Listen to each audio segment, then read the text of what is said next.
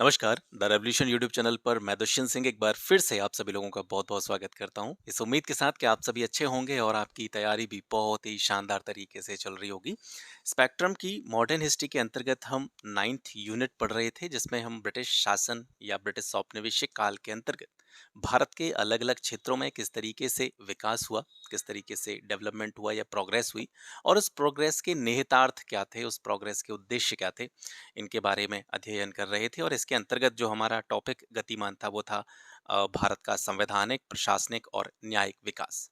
Chapter number 26 है अगर chapter के हिसाब से देखें और इसका एक पार्ट मैं आपको कल प्रोवाइड करा चुका हूँ जिसमें हमने 1773 से लेकर के 1858 के बीच जो भी कॉन्स्टिट्यूशनल डेवलपमेंट होता है, संवैधानिक विकास होता है, जो अलग-अलग एक्ट्स होते हैं 1773 से लेकर के 1858 तक उनके बारे में अध्ययन किया।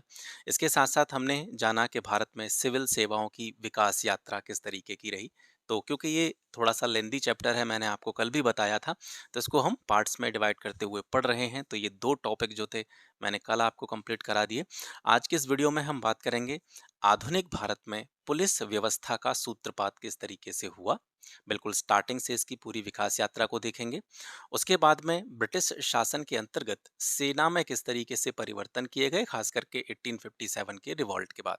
1857 की क्रांति के बाद में कहीं ना कहीं ब्रिटेन को यह आवश्यकता महसूस हुई कि उनकी जो सेना है, उसका जो संगठन है, उसमें परिवर्तन किया जाना चाहिए। तो फिर दोबारा से भविष्य में 1857 की क्रांति जैसी किसी भी घटना को रोकने के लिए, उसकी पुनरावृत्ति को रोकने के लिए ब्रिटिश शासन के अंतर्गत सेना में परिवर्तन किए गए, उसका पुनः एक बार क्या किया गया, संगठन किया गया। इसके बारे में बात करेंगे और इसके साथ साथ ब्रिटिश भारत में न्यायपालिका के विकास का क्रम क्या रहा है।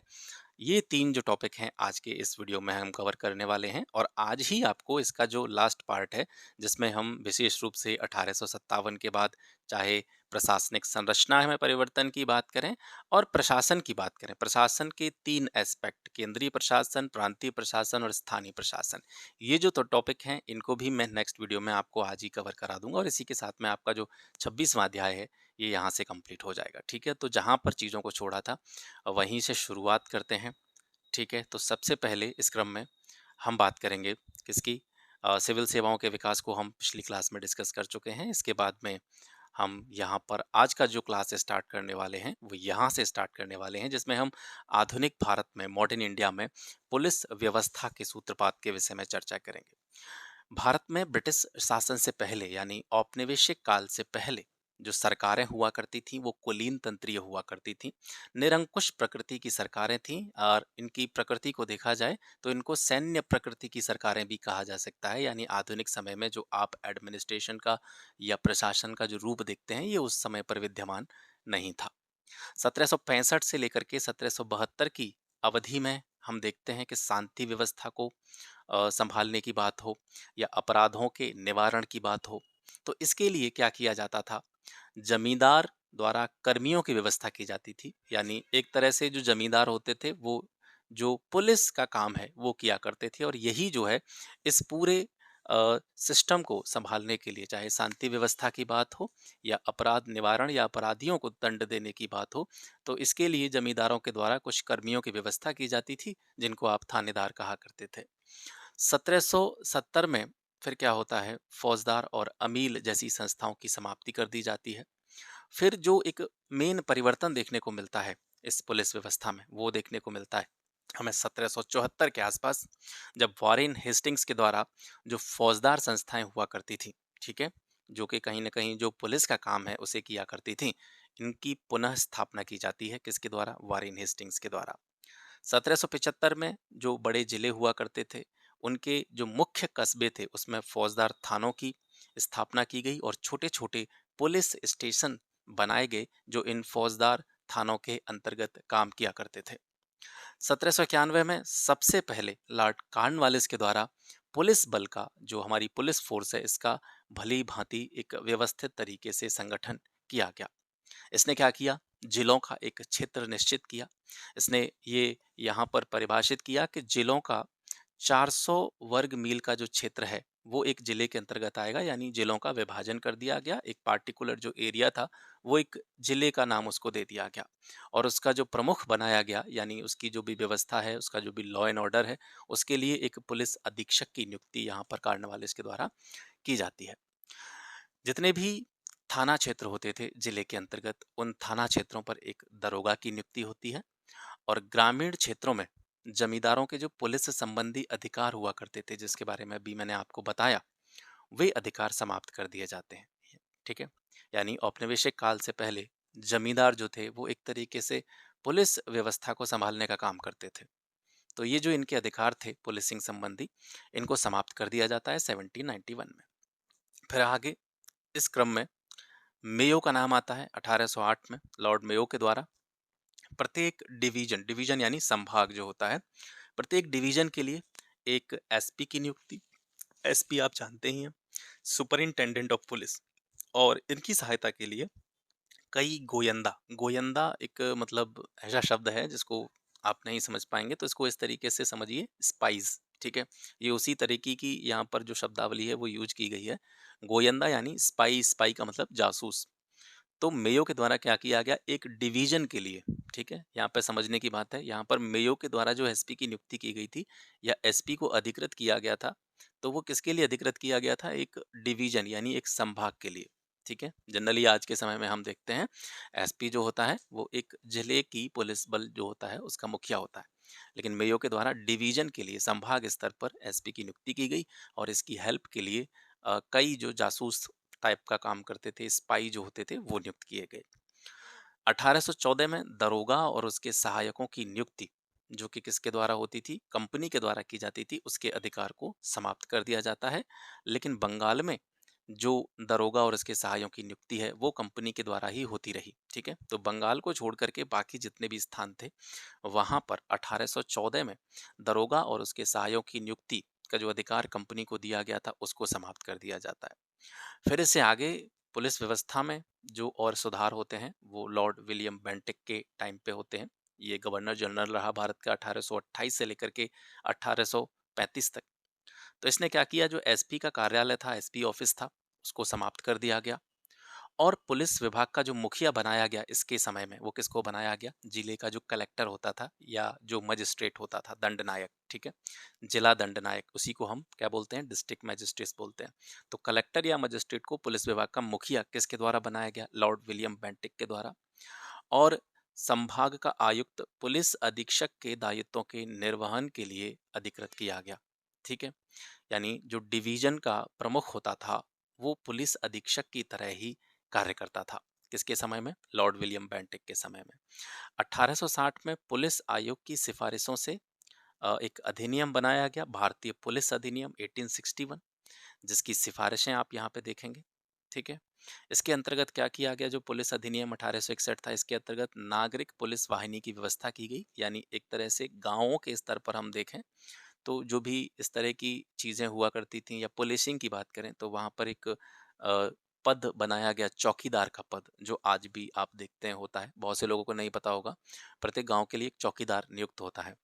वो गांव की जितनी भी गतिविधियां होती हैं या गांव में क्या हो रहा है, किस तरह की चीजें हैं, कहाँ पर कोई घटना होने की संभावना है या किन्हीं दो पक्षों में लड़ाई होने की संभावना है, एक तरह से मुखबिरी टाइप की करना जो है वो पुलिस थाने के लिए वो चौकीदार का काम होता है।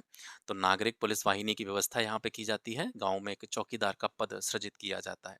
पुलिस महानिदेशक जिसको हम बोलते हैं आईजी, आईजी मतलब इंस्पेक्टर जनरल, तो प्रांत जो होते थे, प्रोविंसेस जो होते थे, उनके लिए एक पुलिस महानिदेशक के पद की व्यवस्था की गई और रेंज स्तर पर एक उप महानिरीक्षक के पद की व्यवस्था की गई। उप महानिरीक्षक मतलब डिप्टी इंस्पेक्टर जनरल, डीआईजी जिसको आप कहते हैं, और जिले के प्रमुख के रूप में पुलिस अधीक्षक की व्यवस्था की गई। ये जो व्यवस्था है ये आज के समय भी आप देखते हैं, वर्तमान समय में जो पुलिस व्यवस्था है वो इसी आधार पर चलती है। 1902 में आयोग ने केंद्र में केंद्रीय जांच ब्यूरो यानी सेंट्रल ब्यूरो ऑफ इन्वेस्टिगेशन और प्रांतों के लिए सीआईडी, क्रिमिनल इन्वेस्टिगेशन डिपार्टमेंट, इसकी स्थापना की सिफारिश भी की। तो इस तरीके से ये पुलिस व्यवस्था का जो सूत्रपात है वो हुआ। अब इसके बाद में हम देखेंगे औपनिवेशिक काल के दौरान ब्रिटिश शासन के दौरान सेना में किस तरीके से चेंज किए गए और सेना का किस तरीके से पुनर्गठन किया गया। 1857 के बाद अंग्रेजों ने सेना का व्यवस्थित पुनर्गठन स्टार्ट किया और मुख्य उद्देश्य जो था सेना को फिर दोबारा से संगठित करने का, सेना को फिर दोबारा से पुनर्गठन करने का। तो इनका मेन उद्देश्य था, क्योंकि रिसेंटली 1857 की जो घटना हुई थी, अंग्रेज नहीं चाहते थे कि भविष्य में भी इस तरह का कोई विद्रोह हो या इस तरह की किसी घटना की पुनरावृत्ति हो। तो इसको रोकने के लिए अंग्रेजों ने सेना का व्यवस्थित पुनर्गठन स्टार्ट किया। इसके अलावा ब्रिटेन अपने उपनिवेशों की रक्षा के लिए भारतीय सेना का उपयोग भी करना चाहता था। तो ये जो दो मेन उद्देश्य थे, इनको लेकर के सेना का पुनर्गठन किया गया। सेना की भारतीय शाखा पर यूरोपीय शाखा की सर्वोच्चता सुनिश्चित की गई, यानी सेना में भारतीय सैनिक भी होते थे, यूरोपीय सैनिक भी होते थे और भारतीय और यूरोपीय सैनिकों की अलग-अलग टुकड़ियां भी होती थीं। तो यहाँ पर इस बात का विशेष रूप से ध्यान रखा गया और ये 1857 के विद्रोह को ध्यान में रखते हुए ही किया गया था, क्योंकि वहाँ पर काफ़ी सारे भारतीय सैनिकों ने ब्रिटिश सरकार के विरुद्ध विद्रोह किया था और जो अन्य उपद्रवी थे या अन्य लोग जो ब्रिटिश शासन के खिलाफ आवाज़ उठा रहे थे, उनका साथ भी दिया था। तो भारतीय शाखा पर यूरोपीय शाखा की सर्वोच्चता सुनिश्चित की गई। कहीं न कहीं ये यहाँ पर करने का प्रयास किया गया कि यूरोपीय सैनिकों की जो टुकड़ियां हैं वो कहीं ना कहीं कंट्रोल बना करके रखें भारतीय टुकड़ियों पे। 1859 और 1879 इसमें कुछ आयोग गठित किए गए और इन आयोगों के सुझावों के आधार पर अंग्रेजी सेना कम से कम 1/3 अवश्य हो। भारत में जितनी भी ब्रिटिश सेना है उसमें से कम 1/3 सेना 33% जो सेना है वो अंग्रेजी सेना होनी चाहिए, ये सुनिश्चित किया गया। क्योंकि 1857 से पहले जो ब्रिटिश सेना हुआ करती थी या अंग्रेजी सैनिक जो हुआ करते थे, उनकी संख्या पूरी सेना का केवल 14% के आसपास हुआ करती थी। तो इसको बढ़ाने का सुझाव जो है यहाँ पे दिया गया, ताकि भविष्य में 1857 के विद्रोह जैसी किसी भी घटना की पुनरावृत्ति को रोका जा सके। जो भी सेना के अंतर्गत प्रमुख क्षेत्र आते हैं, ठीक है, या प्रमुख विभागों की बात करें, तोपखाने की जिम्मेदारी हो, सिग्नल्स या संचार व्यवस्था की जिम्मेदारी हो, या और भी कुछ जो सेंसिटिव एरियाज हैं, संवेदनशील क्षेत्र हैं, इन पर इस बात का विशेष रूप से ध्यान रखा गया कि इनकी जिम्मेदारी भारतीय सैनिकों को न दे करके यूरोपीय के अधिकार क्षेत्र में रखी जाए। इन सभी चीज़ों पर यूरोपियों का एकाधिकार सुनिश्चित किया गया। 1914 तक सेना में भारतीयों के लिए सर्वोच्च पद हुआ करता था, वो सूबेदार हुआ करता था। मतलब सूबेदार से ऊपर की रैंक पर भारतीयों की नियुक्ति नहीं की जाती थी और ये इसी चीज़ को रोकने का प्रयास था कि भारतीय अगर सेना में उच्च पदों पर होंगे तो वो कहीं न कहीं सेना को अपने पक्ष में करते हुए या अपने आदेशों के अनुसार सेना का संचालन करते हुए ब्रिटिश सरकार के विरुद्ध आवाज़ न उठा सकें। इस वजह से मैक्सिमम जो हाईएस्ट रैंक दी गई थी भारतीयों के लिए, वो सूबेदार। इसके ऊपर के पद जो थे वो सभी यूरोपियों के लिए आरक्षित रहे। 1918 के बाद भारतीयों को सेना में जो कमीशन या रैंक दिए जाने की व्यवस्था थी, ये शुरुआत यहाँ से की जाती है 1918 के बाद। लड़ाकू और गैर लड़ाकू जातियों को एक तरीके से डिफाइन किया गया। कौन सी जाति लड़ाकू है, जो अच्छी तरीके से युद्ध लड़ सकती है, अच्छे तरीके से युद्ध में पार्टिसिपेट कर सकती है, कौन सी ऐसी जाति है जो युद्ध में बहुत ज़्यादा हमारे लिए ज़रूरी नहीं है। तो इन लड़ाकू और गैर लड़ाकू जातियों को एक तरीके से यहाँ पे क्या किया जाता है, क्लासीफाई किया जाता है। और जैसे जो कुछ विशेष प्रजातियां हैं हमारे देश में, जैसे गोरखाओं की बात करें, पठानों की बात करें, तो इनकी भर्ती ब्रिटिश सेना में जो है की जाने लगी है यहाँ से। और खास करके इन्होंने इस बात का विशेष ध्यान रखा कि जहाँ जहाँ या जिन जिन क्षेत्रों में लोगों ने आंदोलनकारियों का साथ दिया, विद्रोह में भारतीय लोगों का साथ दिया, वहाँ से जो सैनिकों की भर्ती होती थी वो बंद कर दी जाती है। और जहाँ जहाँ के लोगों ने या जिन जिन जातियों के द्वारा 1857 के विद्रोह में ब्रिटिश सरकार की तरफ से सहयोगात्मक रुख अपनाते हुए लड़ाइयाँ लड़ी, उनको ज़्यादा स्थान दिए जाने की व्यवस्था यहाँ पे की जाती है। सैनिकों में विद्रोह और प्रतिद्वंद्वितापूर्ण भावनाओं का विकास करने का प्रयास लगातार यहाँ से किया गया। और ये सोच किसकी रही, उस टाइम पर जो भारत सचिव हुआ करता था, चार्ल्स वुड की सोच थी कि सैनिकों में एक विभेद पैदा किया जाए, एक दूसरे के प्रति प्रतिद्वंद्विता पैदा की जाए, विद्रोह एवं प्रतिद्वंद्वितापूर्ण भावनाओं का विकास करने का प्रयास जो है वो चार्ल्स वुड के द्वारा किया गया। ईस्ट इंडिया कंपनी की सेना भी अंग्रेजी सेना में सम्मिलित यहाँ से कर ली जाती है, क्योंकि सेना में भारतीयों के सापेक्ष जो ब्रिटिश सैनिक थे उनकी संख्या को बढ़ाने का प्रयास किया जा रहा था। जिन प्रदेशों के सैनिकों ने विद्रोह में ज़्यादा पार्टिसिपेट लिया यानी कि भारतीय लोगों का साथ दिया, वहाँ के लोगों की सेना में भर्ती जो है वो यहाँ से बंद कर दी जाती है। सेना को बिल्कुल जो समाज की मुख्य धारा है उससे अलग-थलग करने का प्रयास किया जाता है, ताकि सोसाइटी में क्या चल रहा है, ब्रिटिश शासन के खिलाफ जो भी चीज़ें हो रही हैं, जो भी एक्टिविटीज़ हो रही हैं, उनका प्रभाव सैनिकों पे ना पड़े। इस वजह से जो भी राष्ट्रवादी समाचार पत्र थे या पत्रिकाएँ थीं, जर्नल्स थे, इनकी पहुँच जो है वो सैनिकों से दूर कर दी गई, और इसका उद्देश्य यही था कि समाज और देश की मुख्य धारा से सैनिकों को बिल्कुल अलग कर दिया जाए, ताकि राष्ट्रवादी भावनाओं का सकारात्मक प्रभाव इन सैनिकों पर ना पड़े। ठीक है? तो इस तरीके से सेना के पुनर्गठन की बात थी। और इसके बाद में हम देखते हैं ब्रिटिश भारत में न्यायपालिका का विकास किस तरीके से हुआ। औपनिवेशिक शासन से पहले जो न्याय संबंधी कानून चला करते थे, जैसे हिंदुओं की बात करें तो हिंदुओं में ग्राम पंचायत स्तर पर, स्थानीय स्तर की हम बात कर रहे हैं, तो ग्राम पंचायत स्तर पर जो भी बड़े या वरिष्ठ व्यक्ति होते थे, बुजुर्ग व्यक्ति होते थे, वो जो है किसी भी मामले का जो भी निर्णय है, डिसीजन है, वो देने का काम करते थे। कोई भी मामला है गाँवों में, आज भी कहीं-कहीं पर प्रचलित है। जैसे आप देखते हैं कभी-कभी लोग पुलिस की तरफ न जाकर के क्या करते हैं, गाँव के जो भी संभ्रांत लोग हैं, वृद्ध लोग हैं या जो भी एक्सपीरियंस्ड पीपल हैं, उनके पास जाते हैं कोई मामला लेकर के, और पंचायत स्तर पर उन मामलों का निपटारा किया जाता है। तो हिंदुओं में ये चीज़ें प्रचलित थी। मुस्लिमों में काजी जो था वो न्याय प्रशासन की एक यूनिट हुआ करता था, इकाई हुआ करता था। और अगर सर्वोच्च इकाई की बात करें या सर्वोच्च अदालत की बात करें, तो राजा जो होता था वो न्याय की सर्वोच्च इकाई के रूप में काम करता था। ठीक है? जैसे एक तरीके से आप मान सकते हैं कि राजा ही सुप्रीम कोर्ट होता था, उसका जो डिसीजन है वही अंतिम माना जाता था। ये बात है औपनिवेशिक शासन से पहले की। 1726 में मद्रास, कलकत्ता और बॉम्बे में मेयर कोर्ट की स्थापना होती है, और यहीं से कहीं ना कहीं सामान्य विधि व्यवस्था या कानून व्यवस्था की शुरुआत मानी जा सकती है। वारेन हेस्टिंग्स के अधीन न्यायपालिका में क्या-क्या सुधार किए गए या इसके लिए क्या-क्या प्रयास किए गए, ये जो गवर्नर रहा 1772 से 1785 तक, वारेन हेस्टिंग्स के द्वारा मुगलों की जो न्यायिक प्रणाली थी, मुगलों का जो जुडिशियल सिस्टम हुआ करता था, उसको अपनाने का प्रयास किया गया। इसने क्या किया, प्रत्येक जिले में एक-एक दीवानी अदालत और एक-एक फौजदारी अदालत की स्थापना यहाँ पे इसने की। दीवानी अदालत जो होती थी वो किसके अंतर्गत काम करती थी? कलेक्टर, ठीक है? कलेक्टर के अंतर्गत ये काम करती थी, और यहाँ पर जो भी डिसीजंस दिए जाते थे या किसी भी मामले का निपटारा किया जाता था, उसमें जैसे हिंदुओं का कोई मामला है तो उसमें हिंदू जो कानून है उनकी सहायता से उनका निपटान किया जाता था, और मुस्लिमों के लिए मुस्लिम विधि का प्रयोग किया जाता था। दीवानियों में जो मुकदमे हुआ करते थे मैक्सिमम, जिनकी वर्थ अगर हम देखें तो जिनकी वैल्यू 500 रुपीज़ तक की है, 500 रुपये तक के जो मुकदमे हैं वो इन दीवानियों में लाए जाते थे। फौजदारी अदालतों की बात करें तो इसका जो नियंत्रण रहता था वो एक भारतीय अधिकारी के अंतर्गत रहता था, जिसकी सहायता के लिए एक मुफ्ती और एक काजी की नियुक्ति की जाती थी। इन फौजदारी अदालतों में मुस्लिम कानून के आधार पर जो भी न्याय है उसका प्रचलन किया जाता था, और इससे ऊपर एक और अदालत होती थी, सदर निजामत अदालत, यानी फौजदारी अदालत में कोई भी मुकदमा लाया गया और उसका जो भी डिसीजन हुआ उससे अगर कोई पक्ष संतुष्ट नहीं है, तो वो इससे ऊपर की जो अदालत है, सदर निजामत अदालत, उसमें क्या कर सकता था, एक तरीके से अपील कर सकता था। फिर 1773 में आपको पता ही है कि रेगुलेटिंग एक्ट आया, और इसी रेगुलेटिंग एक्ट के तहत 1774 में कलकत्ता में एक सुप्रीम कोर्ट की स्थापना की जाती है। फिर यहाँ से आगे किस तरीके से चीज़ें होती हैं उनको देखते हैं। तो कार्नवालिस के अधीन सुधार क्या हुए, और 1786 से लेकर के 1793 तक कार्नवालिस ने जो है अ, पद पे रहते हुए यहाँ पे काम किया, और इसने शक्तियों के पृथक्करण के आधार पर भारतीय न्यायपालिका के विकास में कुछ प्रमुख डिसीजंस लिए।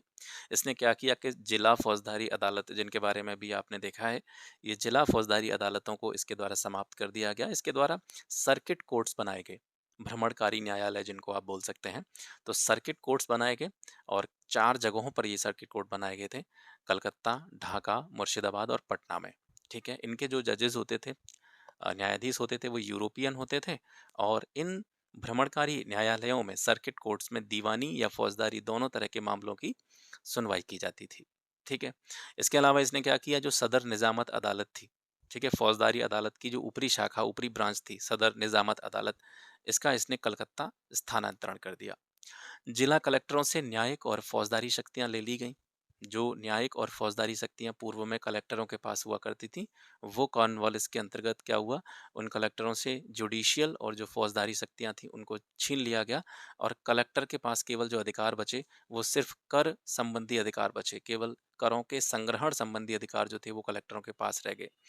इसने एक कार्नवालिक संहिता का निर्माण किया। ये सेपरेशन ऑफ पावर्स पर बेस्ड थी, यानी शक्तियों के पृथक्करण के सिद्धांत पर आधारित थी। और इस कार्नवालिक संहिता में क्या किया गया कि टैक्स के जो मामले थे, टैक्स कलेक्शन के मामले थे और जो न्याय प्रशासन के मामले थे, उन दोनों को अलग-अलग कर दिया गया। पहले ये एक ही कह सकते हैं, एक ही छत्रछाया में या एक ही व्यक्ति के द्वारा इन दोनों को रन किया जाता था। तो टैक्स के मामले और जुडिशियरी के मामले दोनों को अलग-अलग कर दिया गया।